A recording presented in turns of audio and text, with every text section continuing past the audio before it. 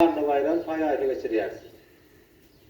Kutsavolunlar ine mehvan iyileşler tiğneşimi de yani 1400 metrlik belgin yanına 4 hem de ulyasaratlar yürü töleştirilen bağdalarda cemleştiler. Yine atsalımdan olur, yolu sürülür. Yine bu çapışıkta yan bellap geçişimiz yani atlar. Türkmenistan'ın kuruluşu bu senaat toplumunun bayrağını alma uğrunu güçlüğüne sarılar. Bilgilerim, can kakıllı atlar yolu düştüler. Yol ortuna olanlar yine bir toplum olup yolu sönatlar. Yine çakı yoldadır, içidir hadır. Himalaya var ya onun kaptalına vardı. Onda inhen vardı yarışın önüne kadam geçer. Elbette Truvas'tan atlar göz orunlarını yığıyordun çalışıyorlar. Bunun özüne ama bunun özü atların ayaklarının yanından da onu vardı ya.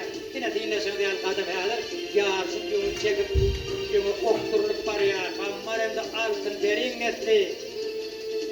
Kadam gözüm ayağısını birzin kovuşutman yolu tarih okturulup var ya. Onun iyi yanından oldu. Mehvan illesler. Kova dağ var ya. Kova dağ ayağısı tetler yalaklar. Bu manayanda böyle bir çapı ödemişler atların. Hemmesinin ayağısları diyeceğim. Yürü orada kimişe yemiş yaranmalı ya. Yine dinleşimi yani. Ederim adamını bağıttandırıp yokturulup var ya. Yine atlar son kuyruğundan yürüp doğru yol üstülür. Yine de yerinden taylayan son 400 metrelik menzil.